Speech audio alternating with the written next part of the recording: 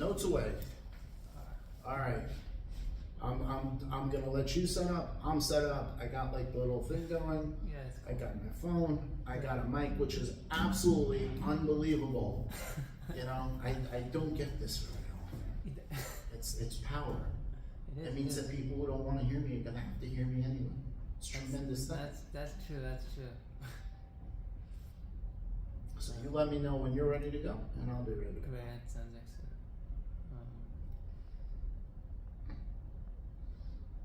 Set a pen. Oh, never mind. Still my phone.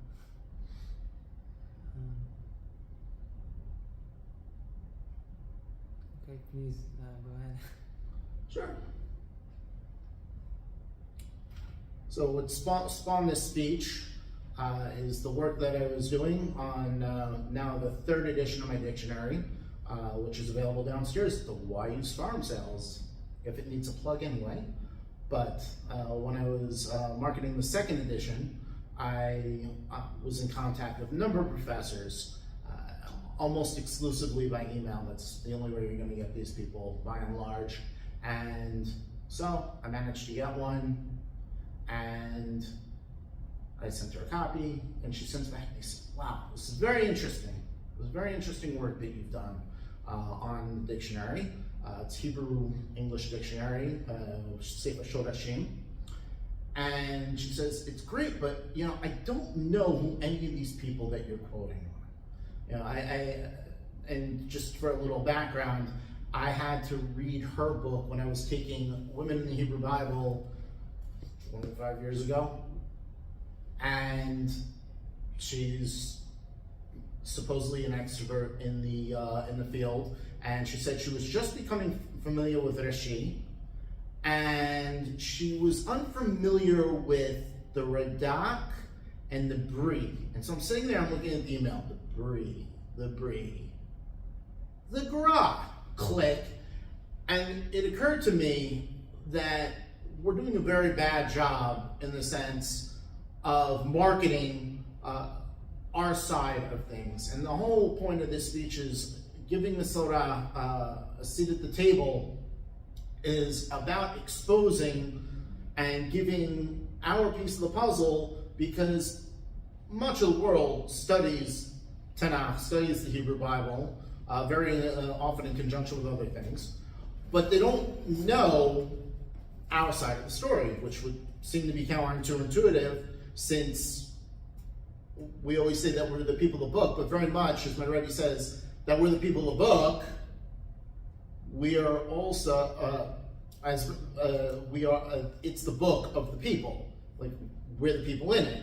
So it would seem to be intuitive that people would just automatically come to us for understanding of Tanakh and of the Hebrew Bible, but that is not the case. So first we got to kind of understand exactly what happened, how did it get away from us, and then we can kind of look to examples of where it is that I've had some very successful dialogues, and looking at information that maybe at YU, maybe you've come across it, I would assume probably not, and then where can we go from here?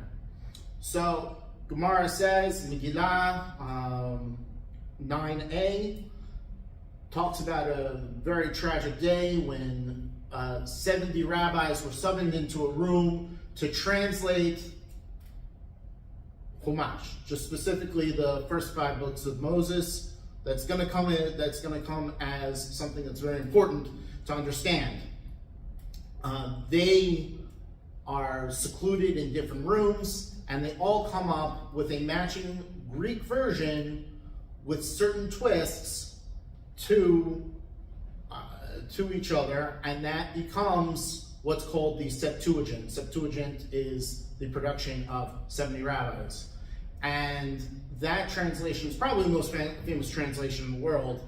It's also something that most Jews are not exposed to. We don't speak Greek. Jewish-speaking world by and large, except for a few countries, Greece, Salonika, Rhodes, it's all Greek to us, right? So that was kind of the first step of Tanakh being pulled out of our hands. that once the Tanakh was translated into this version that everybody spoke. Greek was the lingua franca of the ancient world. Everybody spoke Greek back then. Now, not so much, but back then, that meant that anybody had equal access to a certain extent, and it got pulled away from us. And then, of course, we see that next step that happens just a couple of years later with the advent of Christianity. We have, it's some level you could consider it a national divorce with the Christians. The Christians started as a Jewish sect. All the members were Jewish. As the membership became less Jewish than completely not Jewish until the beginning of the second century, when we basically didn't recognize each other. The only thing we ended up sharing in common were the first 24 books of the Bible, as most people know it, or what we would say the Hebrew Bible or Tanach. And that was one circumstance in which it's getting pulled out away from us. We're not controlling the narrative anymore, especially when it comes to the 1500s, when the printing press starts.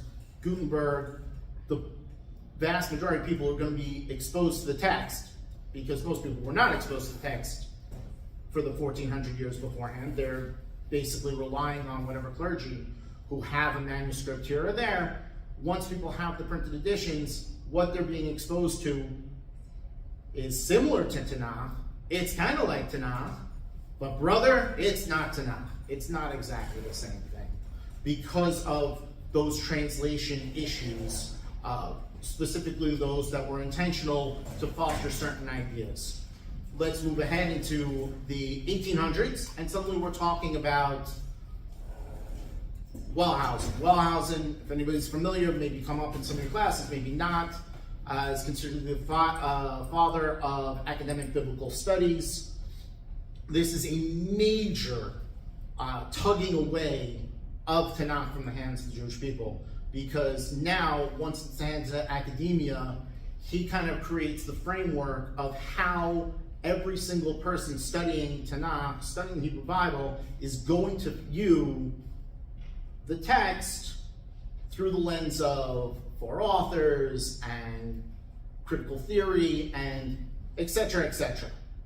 Well, comes a rabbi in the 20th, 21st century. We're not speaking anybody's language. We're not speaking the Greek. We're not speaking Christological, and we're not speaking this academic language, which essentially contributes to a philosophy called minimalism. And minimalism, more than anything, kind of dictates how academics view it. And then, as the greater world, looking to academics as being the experts, are going to view Tanakh. So we view it in a maximal sense. That means this is the God-given word. It's given to the Jews. We're supposed to understand it as written and understood through the mesorah, through Jewish tradition. The minimalist position is guilty until proven innocent, even when there's proof to say that something in there is correct. Drag kicking and screaming. Not all academics feel this way. Some are more inclined to be more open to other ways of looking at it, but the view is guilty until proven innocent. Now let's take another trend in studies in general, the way that we're studying anthropology, sociology, and we're looking at things through the scope of indigenous studies. This has become very big recently, 20, 30 years. Somebody else can give me the time frame, but essentially now it's become very popular to view a given ethnicity or a given ethnicity's work in terms of that indigenous population. There was a book written, I think in the 1950s, called Orientalism by Edward Said, that very much focused on the fact that the Western world was viewing, well, he was talking about the Arab world through Western eyes, and they needed to recalibrate how they were looking at it. Obviously, Edward Said would be very upset that I'm quoting him in this particular context, and that's fine. I'm perfectly okay with Edward Said rolling over in his grave. Totally cool. But just to understand that when we talk about the Jews being the indigenous people of Tanach, there is a framework. A particular scholar by the name of Martinez Cobo, and he worked for the UN, and he came up with this quote-unquote five-finger. I didn't come up with the term five-finger. This is a blogger by the name of Ryan Bellerose, somebody who works in Native American advocacy. The five-finger test, he pulls it out of Cobo's work, which is language, land, culture, blood, and spirituality. Well, take a look. The Jewish people, it's the story of Abraham, Yitzhak, Yaakov. That's the blood, right? Those are our ancestors, the 12 tribes. Some of us, Anayon, can trace who we are. Certified Levi, right here. Going back however long, we have the ethnic tie. We have the language. The Bible is written in Hebrew. Who speaks Hebrew? Jews speak Hebrew. The land, it's taught almost the entire Tanakh. Not everything, obviously, all the things about Mitzrayim and some other places in the Middle East. By and large, the text is about the land of Eretz Yisrael, the land of Israel. Culture, all the quirky things that we do. When we go to meetings and somebody says, hey, can we order you? Hey, you can't order me. Because we have these quirky cultural norms about what we can eat, when we can go out, etc., etc., etc., and of course spirituality, which I hope when you're studying Bible academically, that doesn't get lost. And sometimes it can, that you run through Shahrit, you run through morning prayers, you run through Tehillim, and everything becomes an obligation, but the spiritually very clearly that we tap into, it's all based in Tanakh. And if you look at certain things, you can pull that spirituality. People go running to the Far East, running to gurus, running to the Dalai Lama. We can find our own indigenous spirituality, which is very, very profound. In my opinion, the most profound, right there in Tanakh. So the indigenous studies itself should already lend an argument to why it is that we should have a seat at the table. Now, just to understand how this can play out sometimes, even in understanding what's going on in Tanakh and understanding in the Gemara, there was an interesting discussion that came up on the Shabbat table. So Megillah Yud Gimel, page 13, there's a discussion of Esther's name, why she's called Hadassah, because she's green. And there seems to be this real pull of that doesn't seem to be a very nice thing to say about somebody.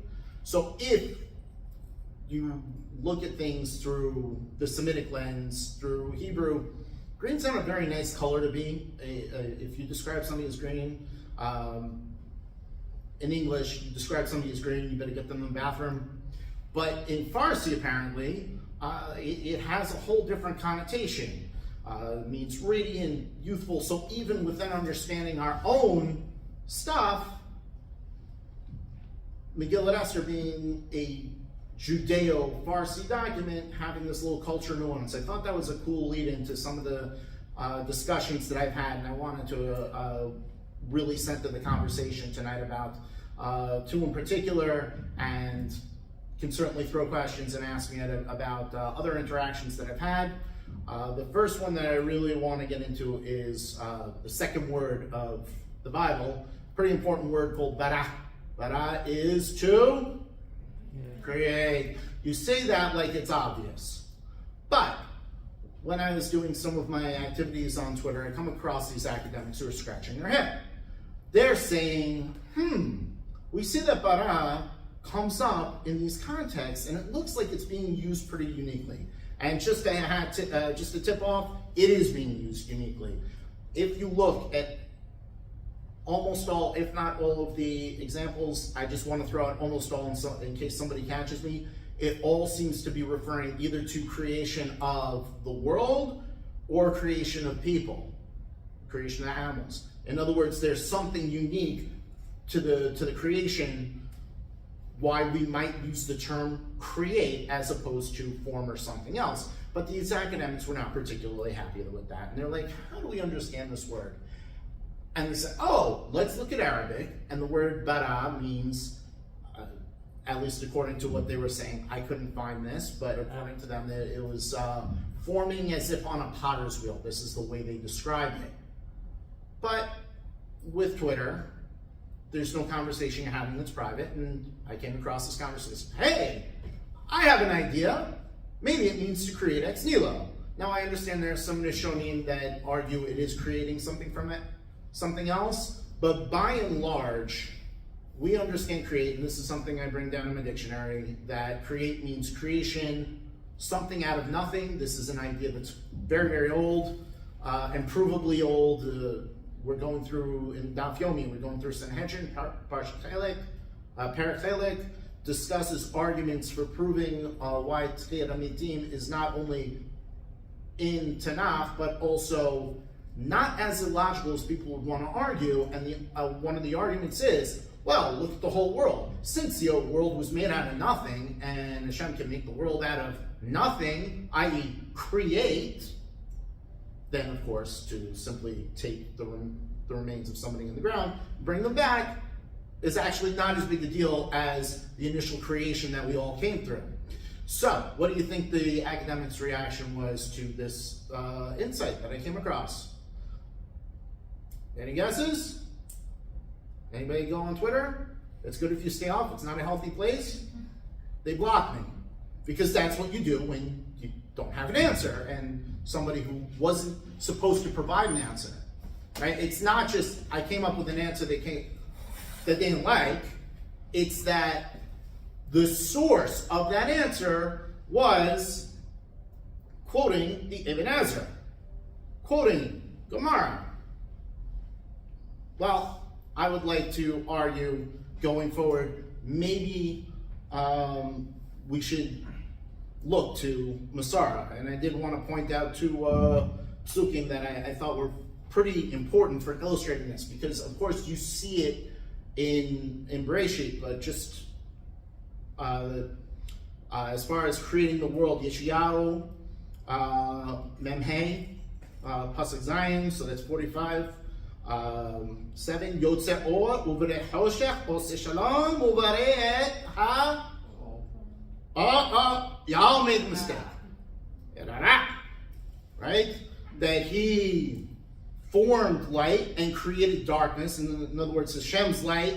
So he has to create darkness. He has to create something that is alien to him. Hashem is Or, he's everywhere. So to create something that is not there has to be yesh me'ayin, or it definitely works better.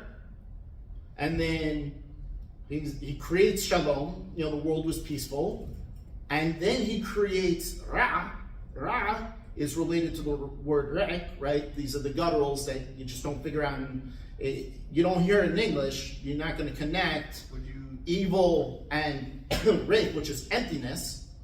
But in Hebrew, because they're both in the throat, they're both throat sounds, we say that these words are related. So what is Ra? Ra in Judaism is essentially the absence of godliness.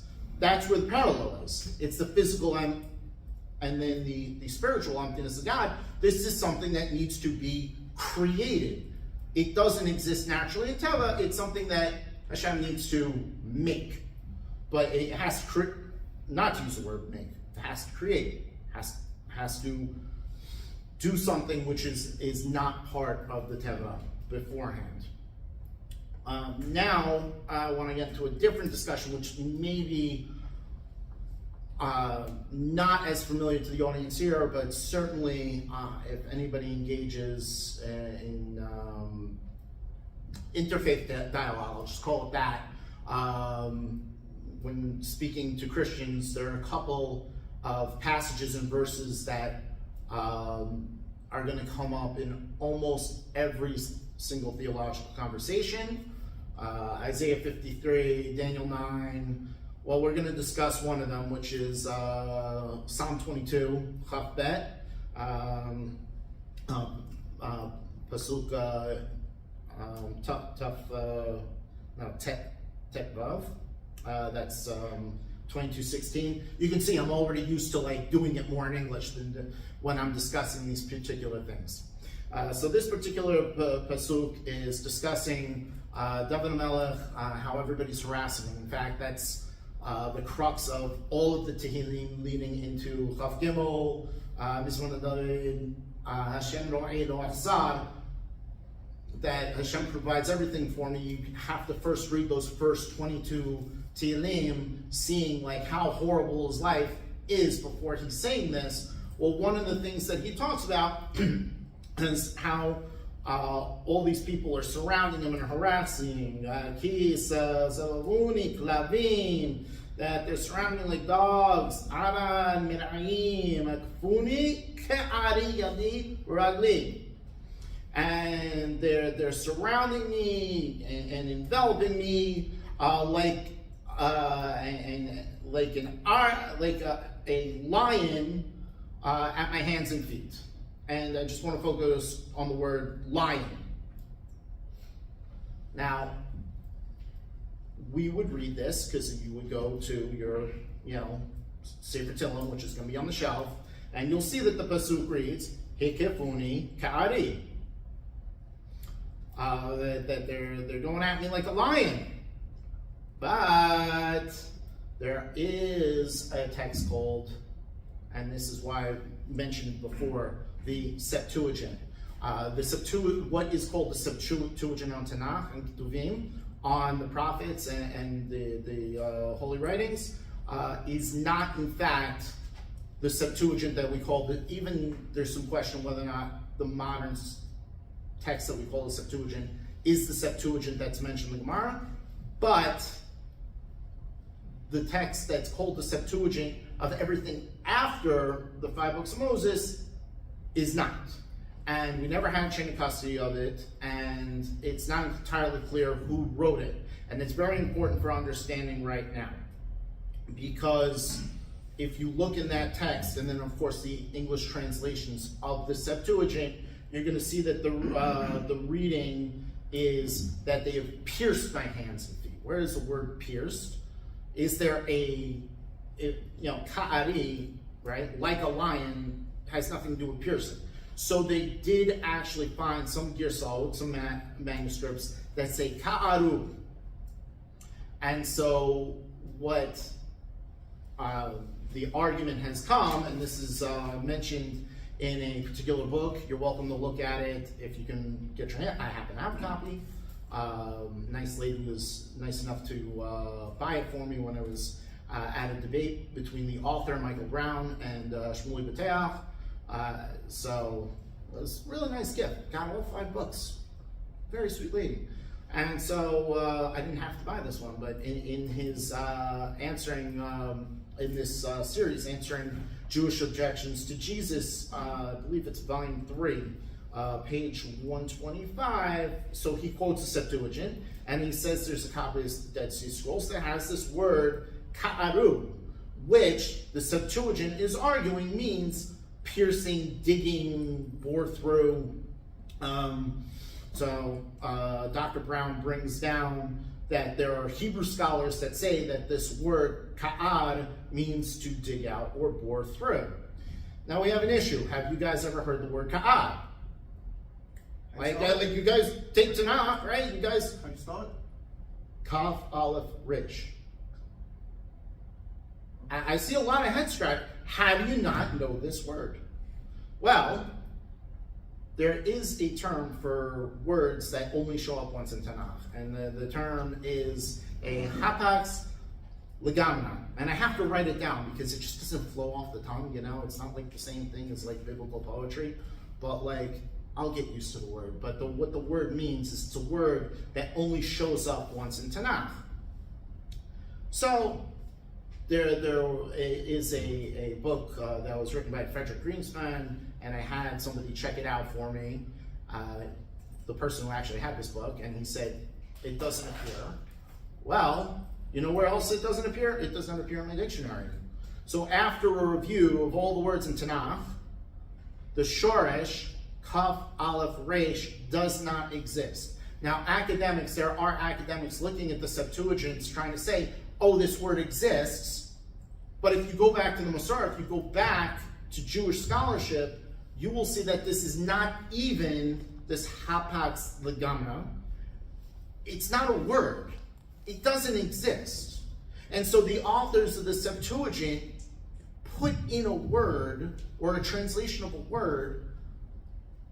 And to be fair, I will try and be a little objective about this, that is highly unlikely to exist.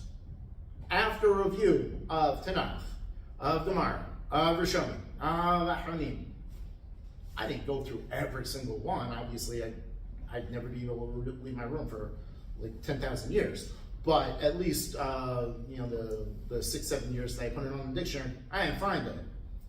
So the likelihood that this is a real word and that the authors of the Septuagint were really translating a real word, and that this is, and then if academics are trying to figure out, what is it? Is it ta'ari or ta'aru? What's the real text? What do we put there? I think we have a very strong argument why the Masoretic text, the text that we use, Arayon, that's the one we use on the shelves, that is the correct text, and that's the correct version. Now, going forward, where does this leave us? That I can give you numbers of examples where having the Torah background has informed my conversations with academics. Sometimes they want to engage, sometimes they don't want to engage. But where do we provide that value added? And for anybody that does want to go into Jewish scholarship, that I would say is nation-facing. Most Jewish scholarship, except for the academic world, is Jewish-facing, right? You write a perush on Tanach, very likely the people that you're writing it for, it's written by Jews, for Jews, and about Jews. If you're going to write something that's going to be outward-facing, and there's definitely what to say about the mesorah, that we should certainly do such things, what's that going to look like? And how are you going to do it? Well, the first thing an opportunity that we have that we didn't have until very recently was, of course, self-publishing. If you have something valuable to say, and you think it's valuable to say, and you're willing to put your money behind it, you can publish yourself, and then you can compete in the world of ideas, and you can try and sell what it is you wrote. Now the question is, of course, how do you do that? And I think that's really where much more what I would say the average listener here is going to be looking at is things like social media. Baminon, we live about half our lives online. Some people, 90% of our lives, but certainly we spend a lot of our time interacting with people and things that we have no real connection to. Now, a lot of times it's just going to be doom scrolling through Instagram and seeing like what horrible hairstyles or what they're getting high school kids to put in their mouth that doesn't belong there. But you can actually find pockets of real scholars, apologists, missionaries, you name it, and then you have these opportunities to interact with all these people and bring Torah to them in a way that you didn't before. How you do it? And these are tremendous opportunities that to become not just versed in the mesorah, but versed in a way that you can present it to people outside. It's a tremendous opportunity, and it says, like the end of days, non-Jews are gonna Jews are gonna come and like grab onto us and say, teach us Torah. This is something Tobias Singer points out, that his videos, he gets clicks from everywhere. He gets clicks from places that are supposed to have high degrees of censorship, and somehow they get around it. And there's Isn't there like a thing where a lot of South Koreans read Talmud or something like that? yes. So this might seem a little weird, but the number one purchaser of Talmuds in the world is South Korea. It's really cool. And I actually happened to read an article. It was an interview, I believe, of the vice president of Samsung talking about why he had 3 copies of the Talmud. And his answer is amazing because it's something that you would never hear. But essentially, it's the idea of best of breed. He said, wow, let's look at the Jews. Jews are successful people. We want to be successful. What makes them successful? And so the South Koreans determined it's Talmud. Well, if it's Talmud, I guess we should learn some. And so not only do they incorporate it into their, I believe, public school curricula, they've actually had South Koreans go to film inside Panovich. You see these cameras, like the whole thing, and it's dropping down, and the guy's looking in with the massive camera, and they're like, what are they doing there? And the guys just, and they go, you see these kavrusas striking away, and they're going at it, and at the beginning, maybe they're looking a little weird at what's going on, but once they're in the sugya, once they're learning the Gemara or whatever text that they're learning, and they're just into it, and they're just in a different world, and it is something truly magical. It was something that when I was becoming from, the whole difference between the atmosphere in a beit midrash and atmosphere in a library. In a library, you go, you take your book, you better shut up. I hear you writing. Oh, are you breathing too loud? You're going to get kicked. You go in the beit midrash, you can't hear yourself thinking, yet you can, and it's just a completely different environment, and not just in terms of like, this one shouted, but the energy, the liveliness, and ultimately what comes out of it. What comes out of the beit midrash is, again, my opinion, by far superior than anything comes out of the library.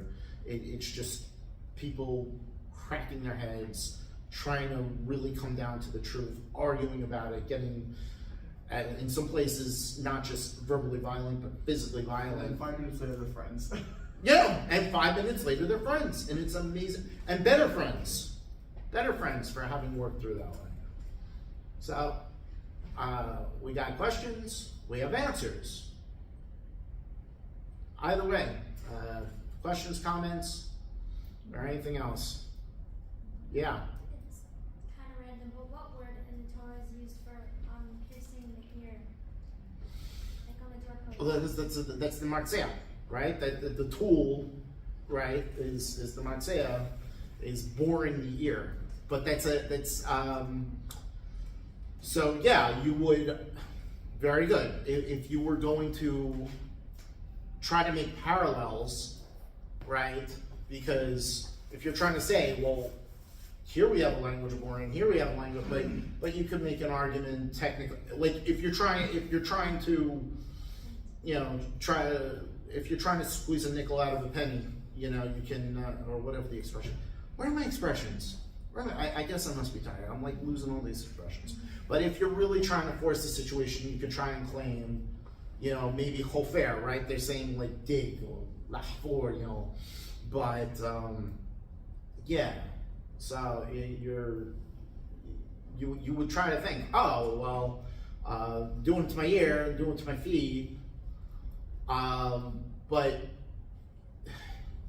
I don't want to say it's a problem textually. It's a problem, I'd say, so there's 4 ways to learn to understand any text contextually. There's 4 types of context: general context, literary context, historical context, and exegetical context.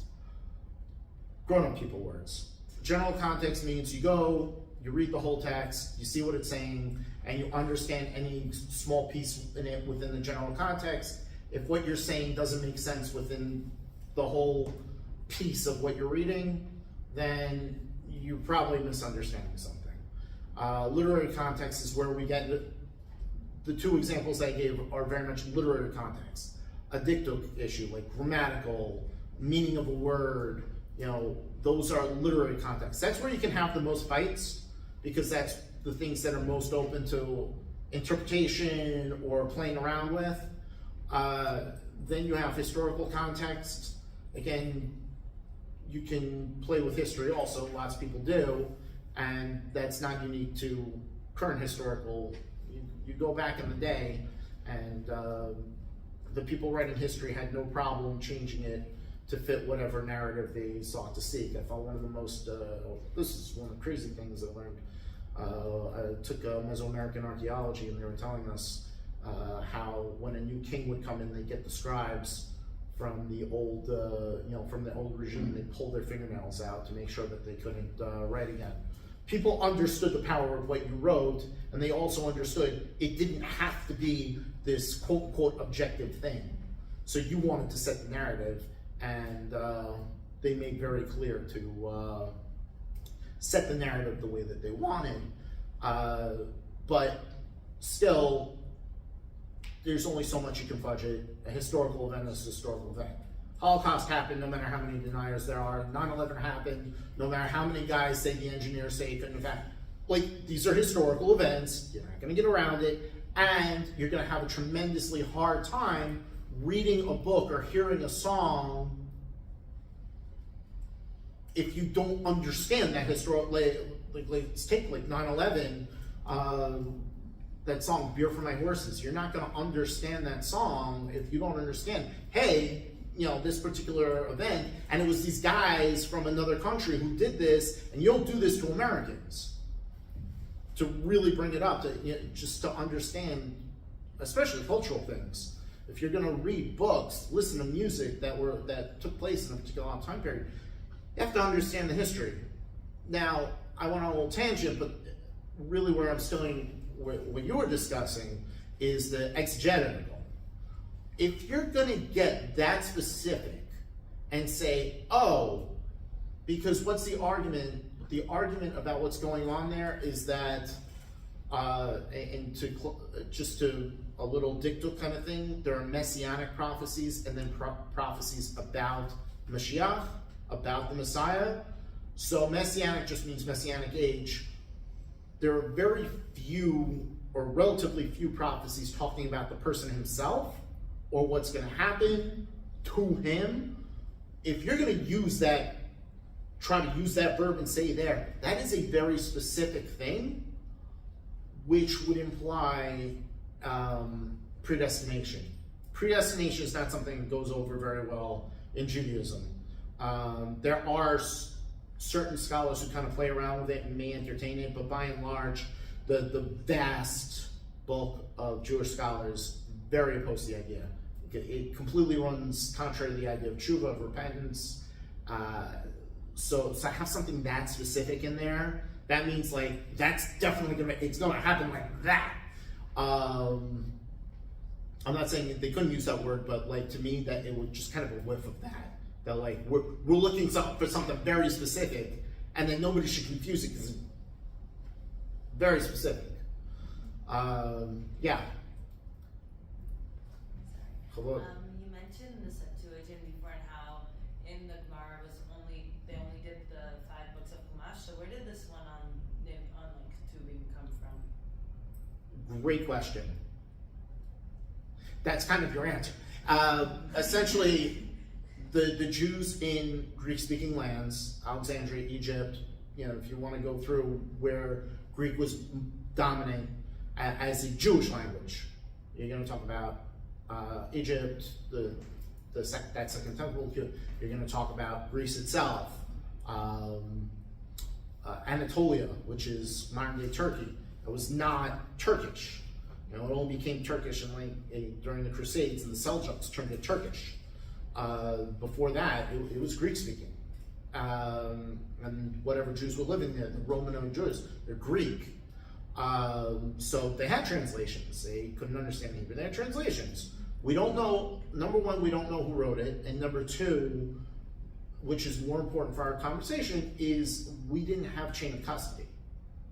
It was, when you look at the Tanach, and you look at some of the times that we have had to do updates, right? The Masoretic text was a text that was produced during the writing of the Gemara, slightly after.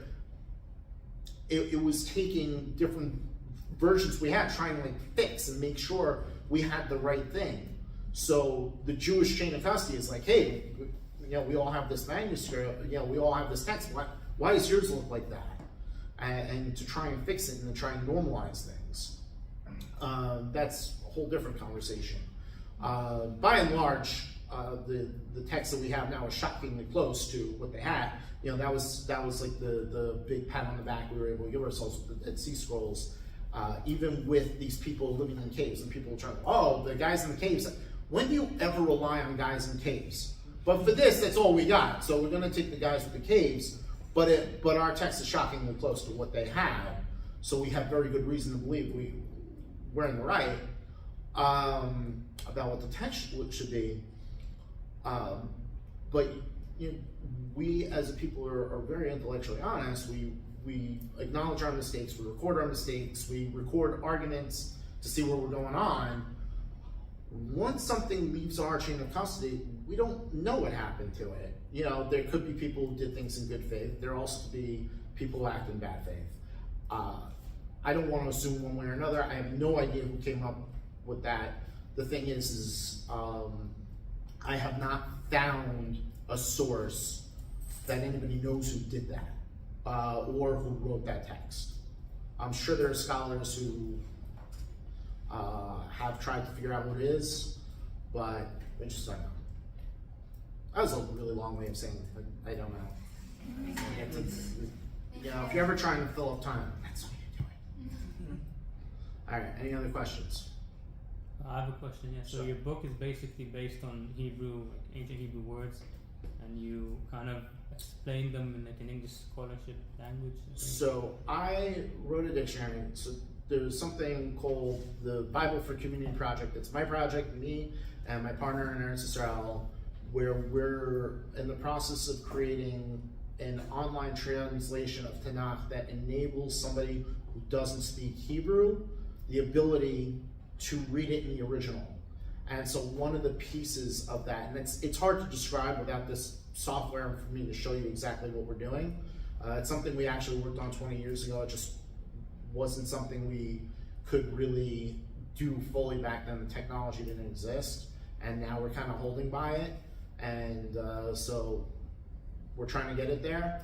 But one piece of it is to have the shorish defined, that somebody could see what the shorish is, and to be able to see the difference between, the way that we would understand mercy is very different from English mercy. For example, this is like a very good opportunity to discuss the differences between, you know, reading something in the original. Is our concept of being mercy or merciful is rahmanut. It comes from the word rahem, the shorish rahem, which is the womb. It's a motherly trait. So when we think of mothers in Hebrew and Judaism, we think of merciful people. If you contrast that with Greek, the word for womb is hyster. If you've ever heard of hysterectomy, that's the removal of the womb. It's also the same word for hysterical. So when you view women or mothers in Judaism, they're merciful. If you look at it in Greek, they're crazy. But there's no way to just translate that out straight out. So we're trying to do that for people who are going to use our software. And so in order to do that, I had to build my own Sefer Shoshim, my own dictionary that's going to get fed into that, and that's what I published. And so that is every Shoresh and Tanach according to the best of my ability to ascertain what those are, using Gemara, Rishonim, Samahanim. Please, take a look, and I'm going to be walking around there, and if anybody wants to be cute and have me sign it, I'm totally up for it. So, anybody else? It's very interesting. Yeah, I'm glad you feel that way. And I have a side question, but I'm not totally sure how relevant it is. I'm not totally sure. it's all relevant. Okay. Or it's all relatively relevant. Okay. I've heard this, that like in Megillah's verse, name Boaz is spelled differently than what we currently know how to spell it. Do you know how to write such thing? I believe I heard some rumor about it. So anything that was spelling, one of the issues that we have with olives and irons, I believe that would have to be I can't speak to it because I've not looked into that particular issue, but a lot of times we end up with different. There's different letters that are formed with different. This is a guttural again, and aleph is a, and ayin is pronounced lower in the throat. But many people, basically, if you stop speaking Semitic languages, you lose the ability to make those sounds, and that's not just English or German or French. That's also Farsi. So Jews having lost the ability to make those sounds goes back a long way. There were always Jews that could, but there were many, many communities even going a long time back that lost it. And once you can't pronounce the difference and you don't remember which one, it's very easy to make a mistake to swap out the letter. So very much, but again, you know, if you're an academic scholar trying to figure it out, having access to the way different Jewish communities and looking at different Jewish texts, the way that we look through it would be very valuable.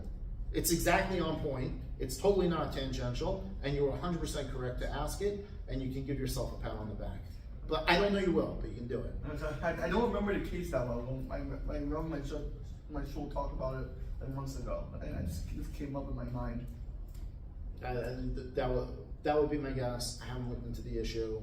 I probably will look into the issue because that's a great question. I'm not sure if I remember the case 100%. Well, but you can also go look in the book and see the way it's spelled. You know, Chavod. All right. Thank you so much. Okay. Thank you. Have a good night. Good night.